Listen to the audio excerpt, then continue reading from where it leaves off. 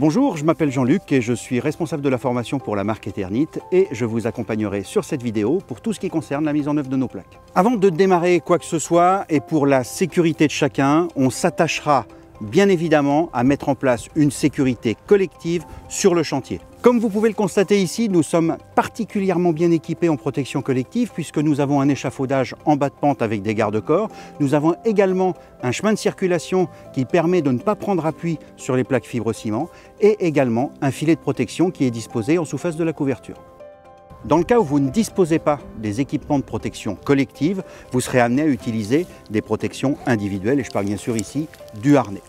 Au-delà de cette protection individuelle liée à la chute, vous devrez utiliser bien sûr le casque, les chaussures de sécurité et si vous êtes amené à utiliser de l'outillage électroportatif, vous utiliserez bien sûr des protections oculaires avec des lunettes de protection, des gants et également des protections auditives. Venons-en maintenant à la mise en œuvre de nos plaques ondulées fibre-ciment. Avant toute chose, il faut s'assurer que cette mise en œuvre est conforme au DTU 40.37. Je viens ici vous en donner l'essentiel. Tout d'abord, un anthrax maximum entre deux pannes qui ne doit pas excéder 1,38 m. Le recouvrement transversal fera dans la plupart des cas 200 mm, à l'exception des pentes supérieures à 31%, où vous pourrez réduire ce recouvrement à 140 mm, mais toujours sans dépasser 1,38 m entre deux pannes. Dans tous les cas, on ne descendra jamais en dessous de 9% de pente.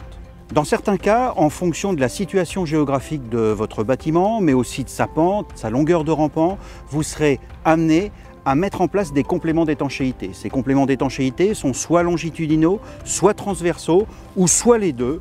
Pour cela, notre documentation technique vous aidera à vous y retrouver dans cette mise en œuvre.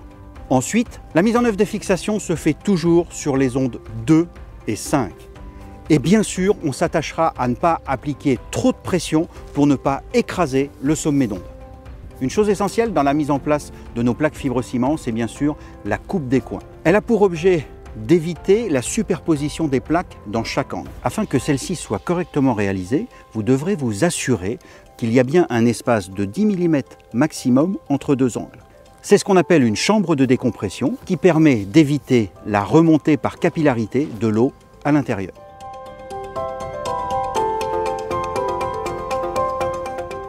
Bonjour, je suis João Monteiro, je suis le responsable France pour K2 System. Nous sommes à Bousquep.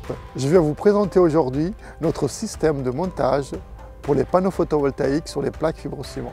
Donc nous allons voir notre système qu'on appelle Single Rail ou Solid Rail. Le nom du système est en fonction du rail et aussi en fonction du type de fixation, si c'est pour panne acier ou panne bois. Sur ce chantier, nous allons voir notre système visa de filetage, qui va être monté avec un visa de filetage plus single rail pour les pannes bois. Il faut savoir aussi que nous avons des systèmes pour les pannes acier qu'on appelle vis fixation panneau solaire. Donc le montage se fait avec les solid rails.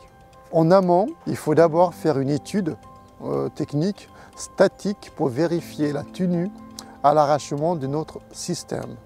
Cela est possible à travers de notre logiciel K de base, qui est un logiciel en libre service, en ligne, vous permet de faire des calculs statiques afin de déterminer la tenue à l'arrachement de notre système photovoltaïque. C'est un logiciel qui vous permet aussi d'avoir un listing de pièces complet afin de savoir exactement le quantitatif nécessaire pour réaliser votre installation photovoltaïque.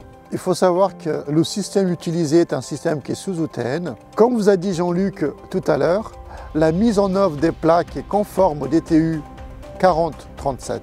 Dans certains cas, afin de répondre aux sollicitations de neige et de vent, nous devons augmenter la densité des fixations. Dans tous les cas, aucune fixation complémentaire ne sera mise en œuvre sur la première onde.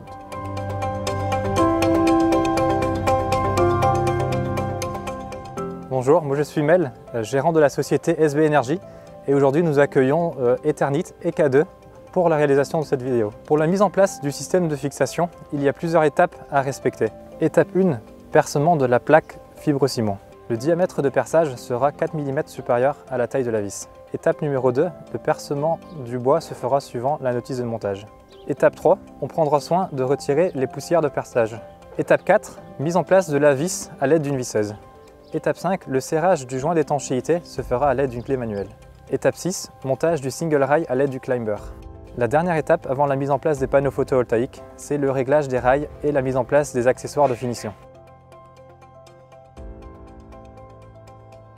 Et enfin, la pose des panneaux photovoltaïques à l'aide des brides simples et doubles.